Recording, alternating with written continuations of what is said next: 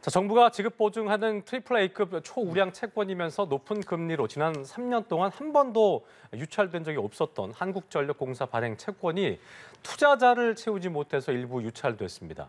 공공기관 발행 채권 전반에 걸쳐서 자금 경색이 확산하면서 우려도 커지고 있는데요. 관련 내용들 김대호 경제학 박사와 짚어보겠습니다. 어서 오십시오. 네, 반갑습니다. 예.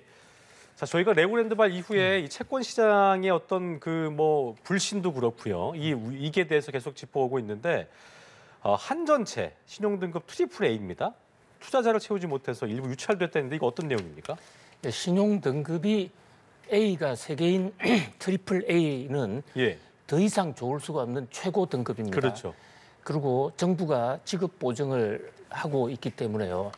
한전채는 금융시장이 존재한다면 팔리지 않을 이유가 없거든요.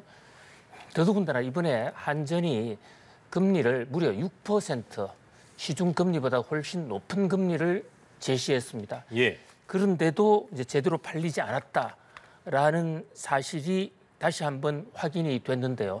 자, 우선 이 대목은 지금 한전채에 대란이 일어났다는 얘기가 아니라 약 한 10여일 전에 당시에 정부가 50조 플러스 알파 레고랜드 사건과 관련해서 긴급 대책을 마련하고 있던 그 시점의 얘기예요. 그 시점의 상황을 지금 복기해 보는 겁니다. 한전이 국회 정일영 의원에게 제출한 자료에 따르면 4차례 이제 회사채를 발행 시도를 했습니다. 회사채라는 게 한전이 채권을 발행하고 그것을 담보로 돈을 빌리는 건데 모두 1조 2천억을 목표로 발행했습니다마는 지금 그래픽 CG에서 보시는 대로 그중에서 5,900억만 팔려나가고 나머지는 미달이 돼서 팔리지 않았다. 사실 이 사건 때문에 정부가 아주 놀라서 10월 23일 날 바로 그 추경호 부총리 등 김주현 금융위원장이 긴급 경제장관 대책회의를 하고 50조 플러스 알파라는 대책을 마련을 했었죠.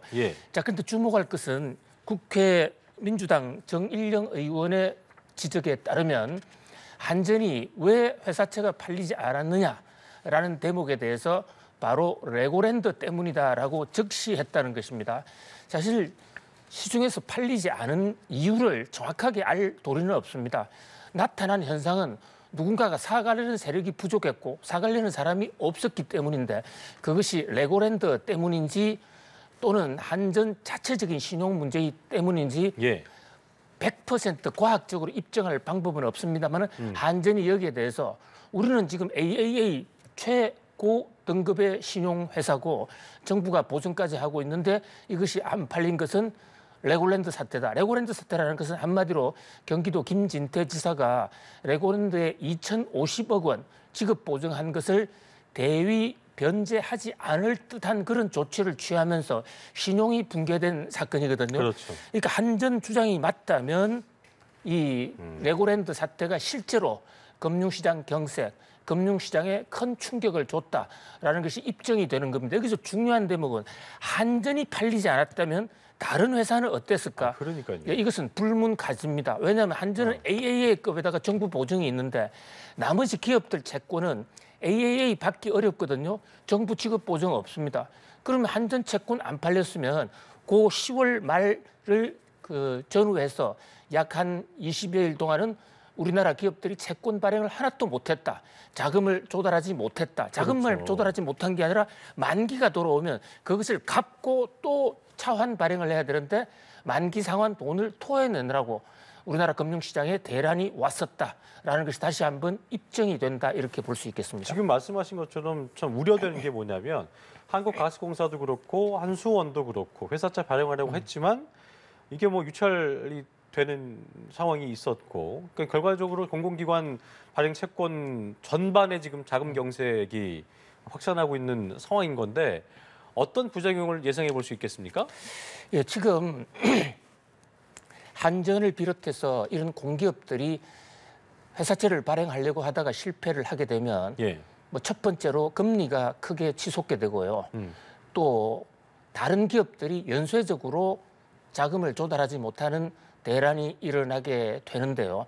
여기서 중요한 것은 자, 그러면 레고랜드가 이 경기도에서 트리거, 그러니까 자금 시장의 불안에 방아쇠를 당긴 거는 사실인데 또 이제 금융계 일각에서는 네.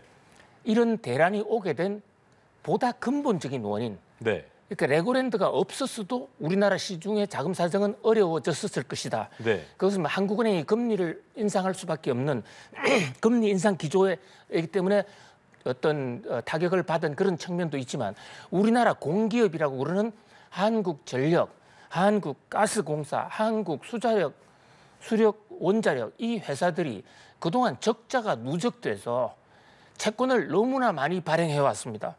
그래서 시중의 자금을 특히 한전이 싹쓸이를 해갔어요. 그러니까 레고랜드는 하나의 불길을 붙였다고 그러면 그 전에 구조적으로 한전에 또 우리나라 공기업들의 문제가 많았다. 그러니까 지난 수년간 공기업들이 방만한 경영을 하면서 적자 해소를 하지 않는 바람에 그 적자 해소를 증권시장에 와서 회사채로 싹쓸이하는 바람에 우리 기업에 타격을 주고 있다. 이런 얘기거든요.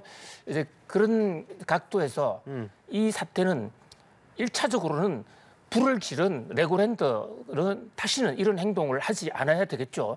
그런데 한전이라든지 한국 수력원자력 또 가스공사의 이 적자 이거 해결하지 않고서는 금융시장 정상화가 멀다. 그런 면에서 공기업들의 적자 해소 이것에 대해서도 좀 다 같이 좀 발벗고 나서야 되고요. 특히 한전을 비롯한 많은 공기업들은 스스로 자구 노력을 해서 좀 방만한 경영을 지향하고 그 적자를 해소해야 할 것입니다. 그렇겠군요.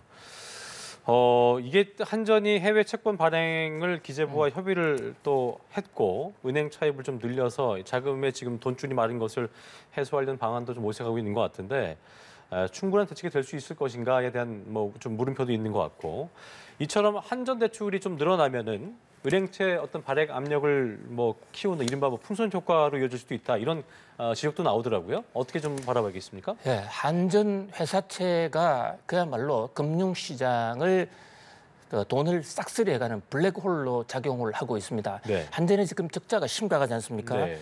적자가 심각한 것은 국제 유가가 오른 탓도 있고 또 한전이 한전공대라든 에너지 공과대학 같은 그렇게 방만하게 좀 돈을 지출한 그런 요인도 있죠. 그랬군요. 그런데 이게 계속 커지면 그 돈은 적자를 메꾸지 않으면 당장 부도가 나거든요. 그렇다 보니까 지금 유일하게 돈을 끌어올 수 있는 방법이 회사채 시장밖에 그동안에 없습니다. 그러다 보니까 회사채 시장을 완전히 그 형해화 시킨다고 그럴까요? 완전히 자금을 마르게 하는 그런 핵심적인 요인. 그러니까 한전 전기값 상승에 따른 그 부족 사태를 막지 않으면 우리나라 금융시장은 앞으로 상당히 구조적으로 더 어려워질 가능성이 있다. 그렇게 상당히 걱정이 됩니다. 그런데 지금 이 시각 현재의 자금 시장 상황은 뭐 그런 대로 좀 숨통이 좀 트인 상태입니다. 우선 정부가 한전에 대해서 회사채 오지 마. 회사채 다시는 아닙니다만 당분간 나타나지 마 해서 한전과 정부가 지금 합의를 했어요. 그래서 한전에 대해서 올 연말까지 약 2조 원 정도가 필요한데 이것을 은행 대출로서 각 은행이 분배해서 나누어서 돈을 대출해 줍니다. 현재 지금 그 절차를 밟고 있어요. 그러다 보니까 적어도 올해 말까지는 한전이 더 이상 채권 시장에 돈을 쓸어가겠다고 나타나는 일은 없을 겁니다. 그렇겠네요. 이제 그렇다 보니까 시중에 채권 거래가 다시 조금씩 지금 살아나고 있는 그런 형세를 보이고 있는데요. 그래도 이것은 결국은 한전이 은행 돈을 빌려가면 은행의 또 자금 사정이 나빠지지 않습니까? 그 워낙 규모가 크니까 그렇죠? 예, 그렇습니다. 빌려간 돈이 또 크니까. 그러면 은행은 돈이 없으면 은행채를 발행을 해야 됩니다. 그렇죠.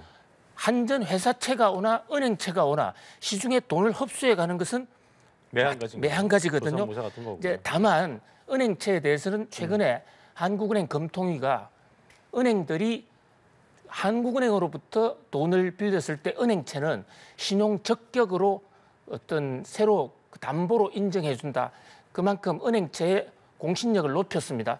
그런 면에서 한전채보다는 좀 더 잘 팔릴 것으로 보입니다. 그래서 좀 더 일단은 믿을만한 거군요, 그게. 예, 그렇죠. 네. 일단은 위기는 어느 정도 아주 급한 불은 껐다고 보여지고요.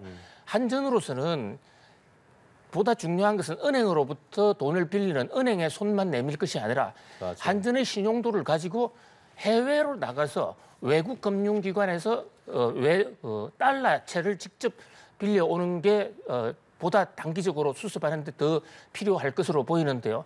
이 와중에 흥국생명이라는 회사가 또 국제 달러채 시장에 이른바 콜옵션을 행사하지 않는 방법으로 돈을 제때 갚지 않았단 말이죠. 조기 상환을 하지 않는다고 했죠. 예. 그래서 그것 때문에 지금 국제 금융 시장에서도 자금 조달이 좀 쉽지 않은 그래서 상당히 지금 어려운 기간을 지탱을 하고 있는데 그러나 적어도 현재 뭐 부도가 난다든가 그래요. 나라 경제가 바로 거들이 나는 상태는 아니다. 그런 면에서 어렵지만 해결해 나가고 있다 이렇게 볼 수 있습니다. 어쨌든 그 교수님 말씀처럼 한전 스스로가 자구책을 잘 마련하고 좀 스스로 좀 잘 내실을 좀 키우는 게 중요하지 않나 생각이 좀 드는 상황이었습니다.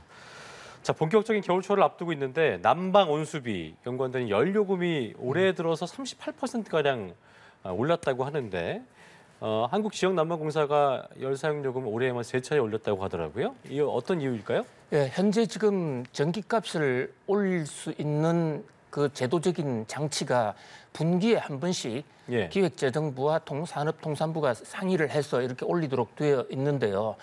그동안에 10월 달 올렸죠. 그 3개월 전인 7월 달에도 올리고 4월 달에도 올렸습니다. 기회 있을 때마다 다 올렸습니다.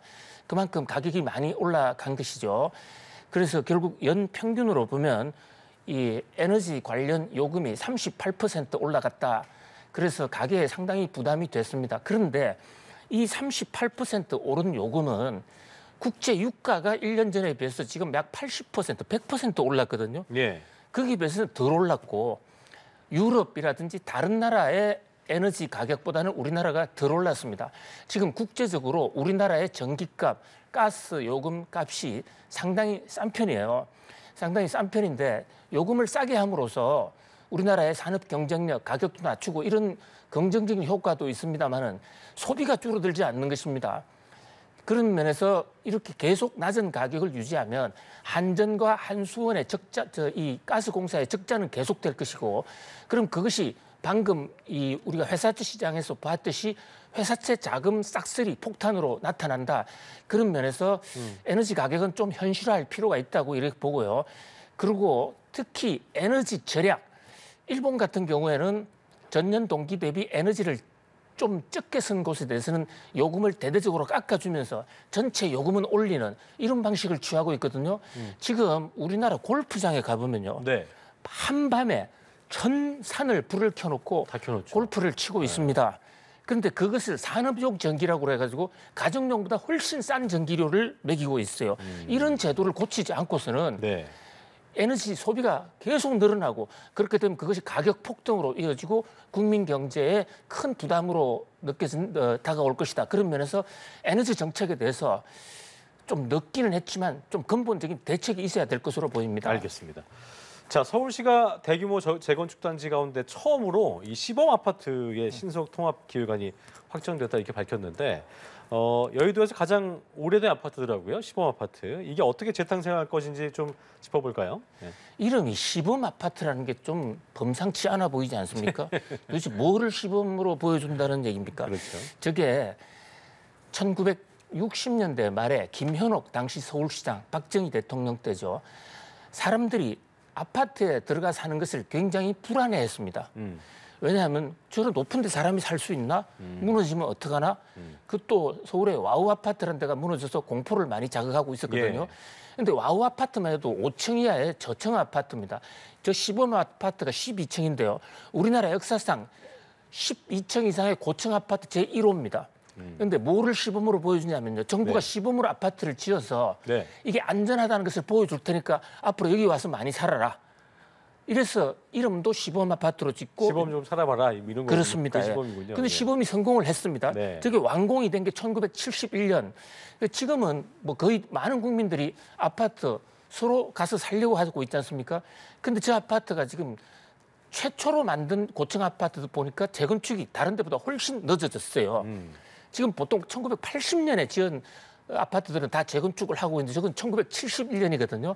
여러 가지로 그 재건축을 둘러싼 갈등이 계속되면서 어려웠었는데 서울시가 신통기획이라는 오세훈 시장의 프로젝트, 그러니까 신속 추진을 하는 아파트 재건축 프로그램을 만들었습니다. 저것은 사전 단계에서부터 그 주민과 서울시가 협의를 해서 서울시에 필요한 기본 프레임을 만들어서 그것을 주민이 오케이를 하면 빨리 정비구역을 지정하는 것이거든요.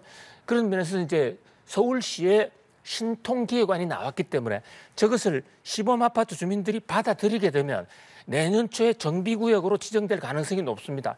그러면 정비구역 지정이 되면 그때 가면 재건축 추진위원회와 조합이 설립이 될 수 있습니다. 이제 드디어 여의도에도 본격적으로 이 재건축의 시대가 열렸다고 볼 수가 있겠습니다. 네, 거래절벽 빙하기를 맞고 있는 부동산 시장에 어떤 변수가 될지 저희가 짚어보겠습니다. 지금까지 김대호 경제와 박사와 함께했습니다. 오늘 말씀 고맙습니다. 감사합니다.